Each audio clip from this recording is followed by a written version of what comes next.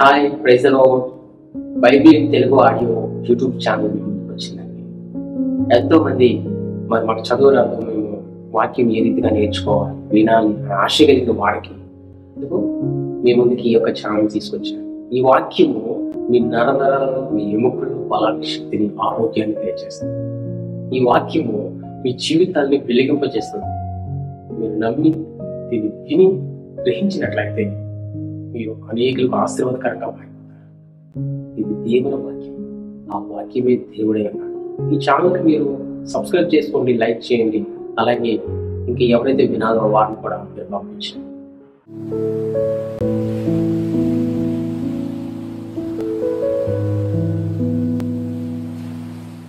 ద్వితీయోపదేశకాండము 16వ అధ్యాయము. అబీబు నెలను ఆచరించి నీ దేవుడైన యెహోవాకు పస్కా పండుగ జరిగింపవలెను. ఏలయనగా అబీబు నెలలో రాత్రివేళ నీ దేవుడైన యెహోవా ఐగుప్తు నుండి నిన్ను రప్పించెను. యెహోవా తన నామమును స్థాపించుటకై ఏర్పరచుకున్న స్థలములోనే నీ దేవుడైన యెహోవాకు పస్కాను ఆచరించి గొర్రెమేకలలో గాని గోవులలో గాని బలి అర్పింపవలెను. పస్కా పండుగలో పొంగిన దేనినైనను తినకూడదు. నీవు త్వరపడి ఐగుప్తు దేశంలో నుండి వచ్చితివి గదా. నీవు ఐగుప్తు దేశంలో నుండి వచ్చిన దినమును నీ జీవితములన్నిటిలో జ్ఞాపకం చేసుకున్నట్లు బాధను స్మరణకు తెచ్చు పొంగని ఆహారమును 7 దినములు తినవలెను. నీ ప్రాంతములన్నిటిలో 7 దినములు పొంగినదేదైనను కనబడకూడదు. మరియు నీవు మొదటి తేదీ సాయంకాలమున వధించిన దాని మాంసములో కొంచెమైనను ఉదయం వరకు మిగిలి ఉండకూడదు. నీ దేవుడైన యెహోవా నీకిచ్చుచున్న పురములలో దేనియందైనను పస్కా పశువును వధింపకూడదు.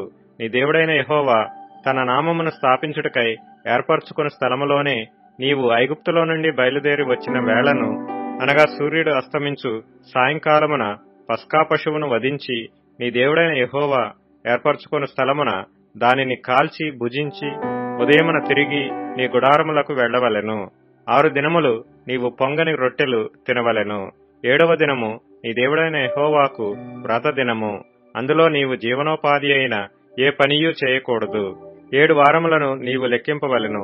పంట చేని పైని కొడవలి మొదట వేసినది మొదలుకొని 7 వారములను లెక్కించి నీ దేవుడైన యెహోవాకు వారముల పండుగ ఆచరించుటకై నీ చేతనైనంత స్వేచ్ఛార్పణమును సిద్ధపరచవలెను. నీ దేవుడైన యెహోవా నిన్ను ఆశీర్వదించిన కొలది దానినియ్యవలెను. అప్పుడు నీవును, నీ కుమారుడును, నీ కుమార్తెయును, నీ దాసుడును, నీ దాసీయును, నీ గ్రామములోనున్న లేవీయులను, నీ మధ్యనున్న పరదేశులను, తల్లిదండ్రులు లేని వారును, విధవరాండ్రును నీ దేవుడైన యెహోవా తన నామమును స్థాపించుటకై ఏర్పరచుకుని స్థలమున నీ దేవుడైన యెహోవా సన్నిధిని సంతోషింపవలెను. నీవు ఐగుప్తులో దాసుడువై ఉండిన సంగతిని జ్ఞాపకము చేసుకుని ఈ కట్టడలను ఆచరించి జరుపుకొనవలెను. నీ కళ్ళములో నుండి ధాన్యమును, నీ తొట్టిలో నుండి రసమును సమకూర్చినప్పుడు పర్ణశాలల పండుగను 7 దినములు ఆచరింపవలెను. ఈ పండుగలో నీవును, నీ కుమారుడును, నీ కుమార్తెయును, నీ దాసుడును, నీ దాసీయును, నీ గ్రామములోనున్న లేవీయులను, పరదేశులను, తల్లిదండ్రులు లేనివారును, విధవరాండ్రును సంతోషింపవలెను. నీ దేవుడైన యెహోవా నీ రాబడి అంతటిలోనూ నీ చేతి పనులన్నిటిలోనూ నిన్ను ఆశీర్వదించును గనుక యెహోవా ఏర్పరచుకున్న స్థలమును నీ దేవుడైన యెహోవాకు 7 దినములు పండుగ చేయవలెను. నీవు నిశ్చయముగా సంతోషింపవలెను.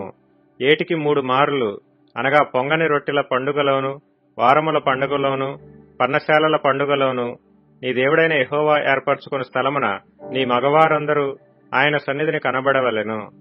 వారి ఒట్టి చేతులతో యెహోవా సన్నిధిని కనబడక నీ దేవుడైన యెహోవా నీకు అనుగ్రహించిన దీవెన చొప్పున ప్రతివాడును తన శక్తి కొలది ఇయ్యవలెను.